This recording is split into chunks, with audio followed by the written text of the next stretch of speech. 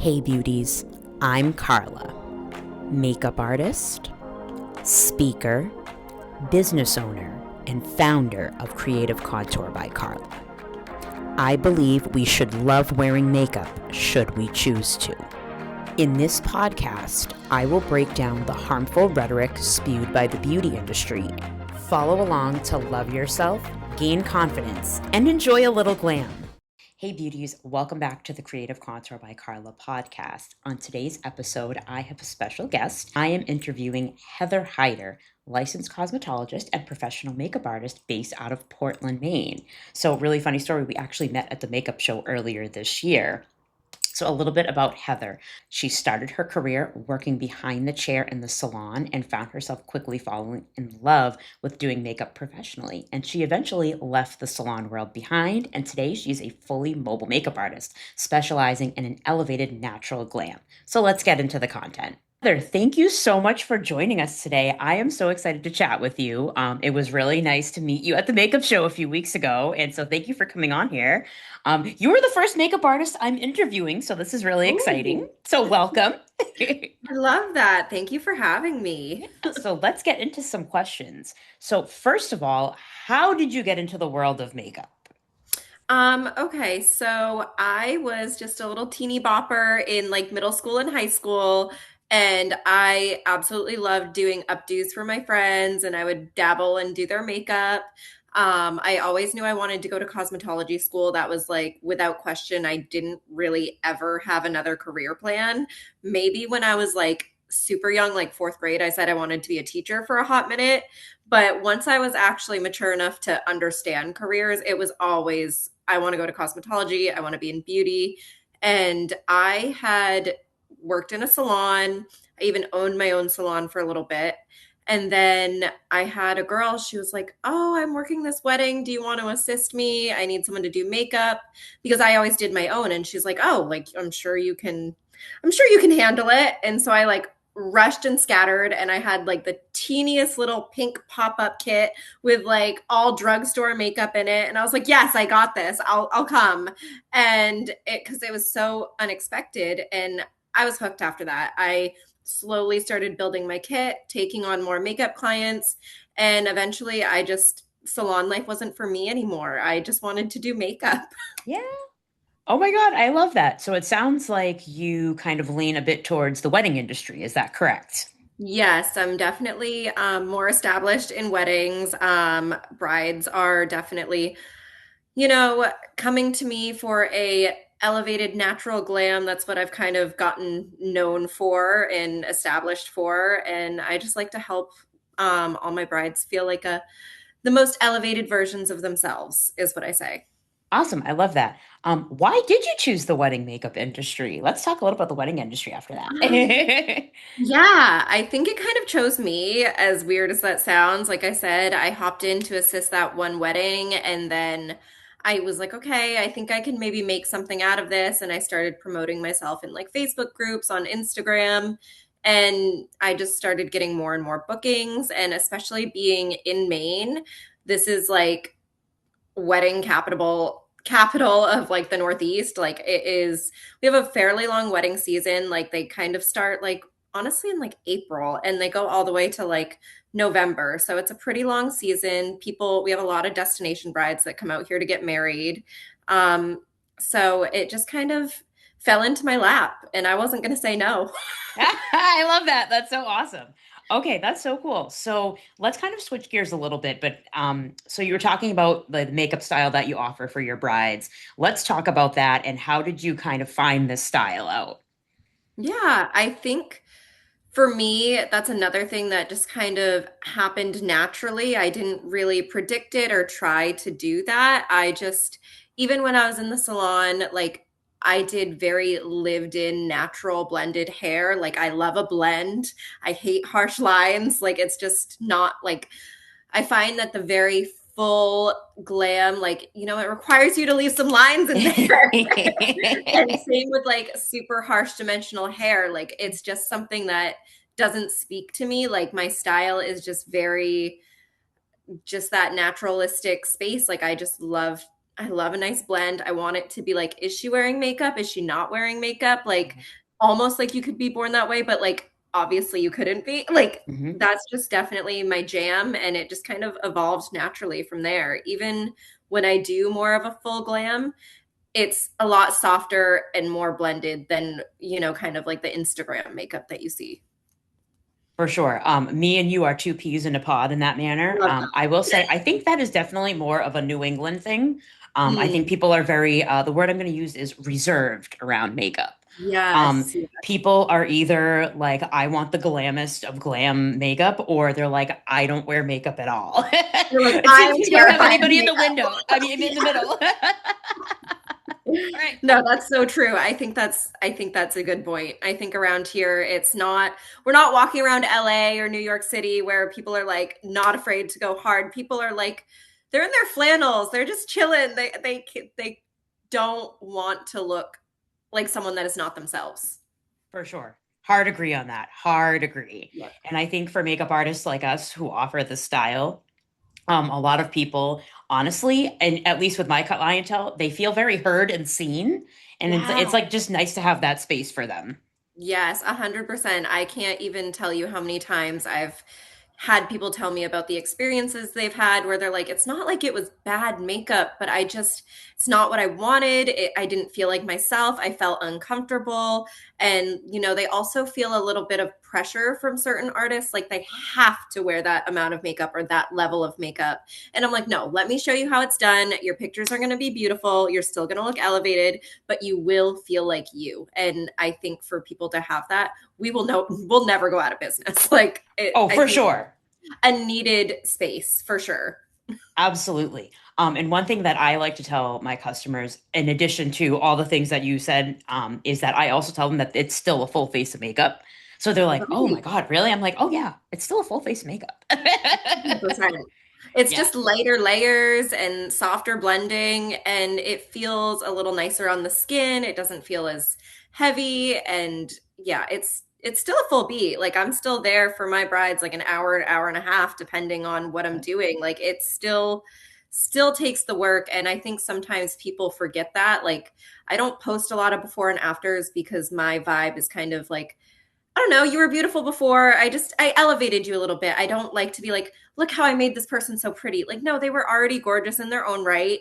But like, let me tell you, like, if you actually saw the before and afters, like, I'm putting a lot of color correction in. I'm putting a lot of work in to get this natural look.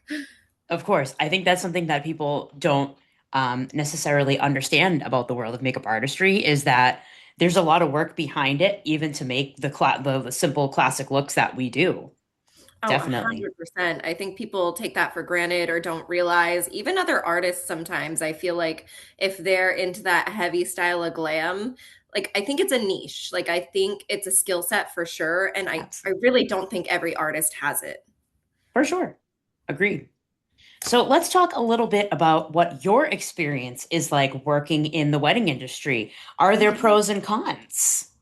100%. There are a huge pro is you get to make people feel, seen and beautiful on literally one of the biggest days of their life. Like they're always going to remember you. They will never forget the person that glammed them up on their wedding day. Like I build a ton of relationships. Like I end up establishing long-term relationships with a lot of my brides. One of my brides ended up being my personal trainer.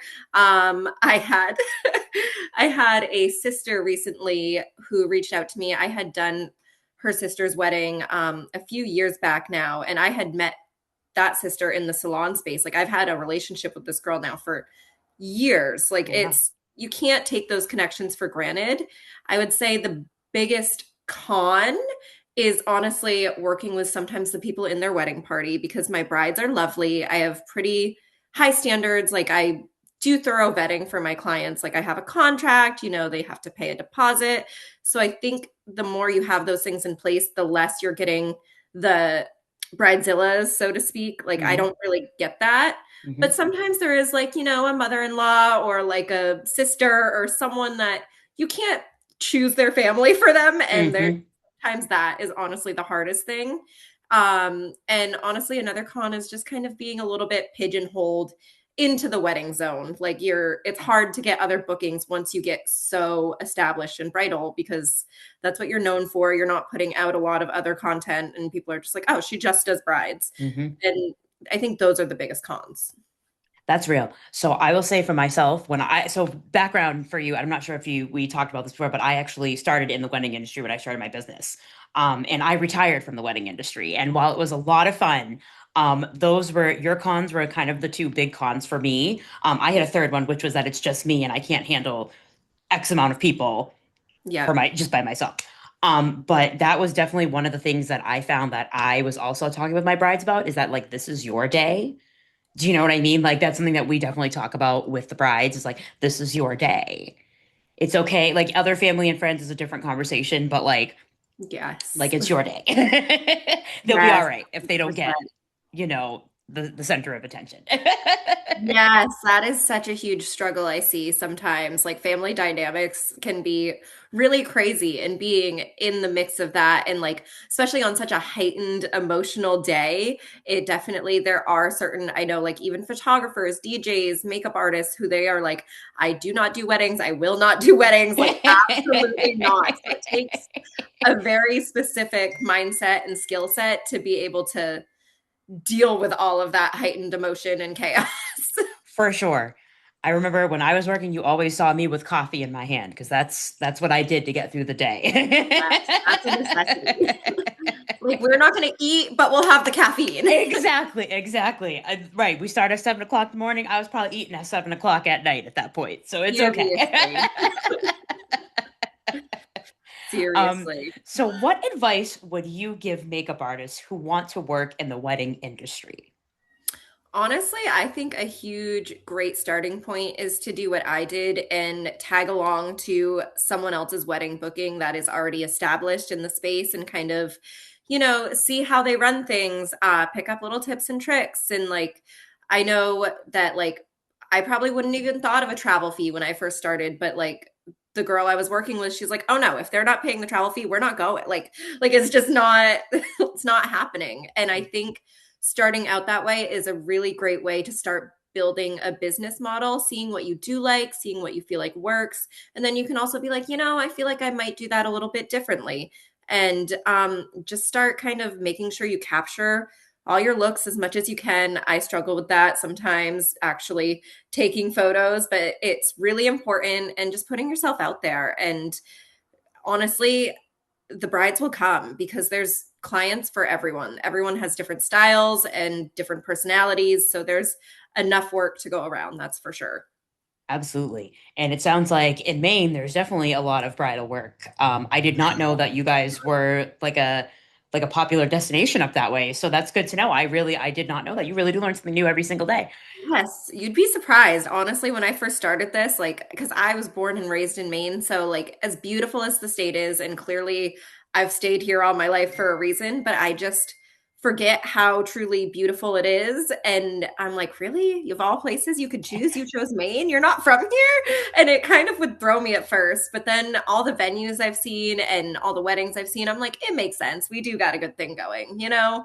It's Yeah. it's really lovely up here. And it's a great place to have a wedding. Gave us some really great advice for makeup artists who want to get in the wedding industry. But let's talk a little bit about being a makeup artist in the wedding industry when the wedding industry is so vast and there's so many different kinds of vendors. What is your experience on working with other vendors, kind of getting out there and networking, as a makeup artist and in Maine as well? Yeah, of course. I think it's really important to keep those other vendors in mind and not only build relationships with your clients, but with them as well, because that can really make or break your career. If other vendors get to know you and they don't like you, as big as the wedding network is in Maine, it's also very small. And if you start to build a bad reputation with other vendors, that will get out there and you don't want that. Like I think it's super important to like the wedding day. That's a huge thing is I always have other artists. How do you get these professional photos? Like no one's sending them to me. I don't understand how you're getting them. Every single wedding, if the photographer shows up before I leave, I make it a point to go up to them, introduce myself, give them my socials, my business card if I have it on me, and say, hey, I'd love to be tagged. I'd love for these photos to be shared. I'll put them on my page. Like, I will also put you out there. Let's, make something happen. And 9 times out of 10, they're going to remember that and they're going to make sure to tag you. Even if it's not something they normally think about, if you put your face out there and make that connection, they're gonna do that for you most of the time. And if they don't, usually it's just an oversight. Like, you can't take it to, there's so many weddings that I've never seen photos from, but just doing that makes it so you will get most of them. And I think it's really important to, even like planners, I put myself out there with the planners, I make relationships with them. I have planners reach out to me that I don't even remember how I met them or when, and they're sending me text messages and they're like, hey, Heather, are you available for this? And I'm like, no idea who you are, but yeah, sure. I even, this is crazy, but my daughter just had a gala for her end of season for her dance company yesterday, and it was in a wedding venue. And the reason we got to use the venue is one of the dancers' moms owns it. I saw her cleaning up and I went over to her. I'm like, thank you so much for letting us have this here. Started chatting with her. And even then, like, I'm always putting myself out there. I'm like, hey, I'm Heather. I do hair and makeup. If you guys want to be preferred vendors with each other, like, let's make it happen. And she was so excited. She's like, oh my gosh, yeah, like, let's make it. I have tons of brides. I don't really have a hair and makeup artist that I refer right now. Like, let's do it. And I'm going to be reaching out to her this week. So just putting yourself out there is huge. I agree with that. I want to also amplify that if you don't ask, you don't know. Right. The answer is Right. always no if you don't ask. Right, exactly. So for myself, when I was working in the wedding industry, like you, if I saw the photographer there, I would go up to them, I would introduce myself, like, hi, I'm Carla. I would also give them my information like you, but I would also get their information so that Yep. way I could contact them afterwards. Yep. And that makes such a difference for your portfolio in general, right? Yes. Because as makeup artists, we do have to show professional photos to clientele because that's what people are looking for. They Oh, want to 100. know what your makeup look looks like on their wedding day. Yes. They And want to what it's have a going to full look like. vision. Yes. What it's going to look like in those professional photos, because you can post iPhone camera photos and videos all you want, but they want to see how it's going to capture on that professional lens. Absolutely. And the other thing about that is when we meet people on wedding days, I have a few stories like that too, where like people would refer me and I'd be like, oh my God, I have no idea who this person is. Like, I don't know who referred me to you. Happens. Like, I would get an inquiry and you'd be like, so and so, photography. And I'd be like, oh my God, thank you so much to them. And I'm sitting here like, who is that person? Yes. But that's what happens when you are that personality type and you do take that extra step, is you are going to have people reach it. They're going to remember you. And even if you don't remember them, they remember you. And that's what Mhm. happens when you make a good impression. And also, they're not reaching out if they thought your makeup sucked. So Exactly. You know what you're doing is good work and you have yes, a good vibe and you have good values as a person. Those are all things, especially as business owners, like these are all things that coincide together. People, maybe they don't think about it when they're saying I want to be a makeup artist, but the truth is you have to have all those things together when you're working with other people. That's just the truth. you do. I've had tons of artists that I've started working with and kind of taken them under my wing. And you know, they were all great artists. They had so much talent. And the thing is, a lot of times I would want it for them more than they would want it for themselves. And Okay. I've had to kind of learn to step back and like let that go. Like, if someone's not willing to put the work in for themselves, I can't make it happen for them, no matter how talented or how much I like them. It's just, you have to do these extra steps. It's not just the makeup. It's got to be all the moving pieces. Absolutely, hard agree. And I do want to amplify the importance of relationship building because you also have been amplifying that in our interview today. It's true. That's 100%. This industry, no matter what part of the industry you work in, but especially, of course, with weddings, because you work with other people all day for a 12-hour day or a few months leading up to the wedding day.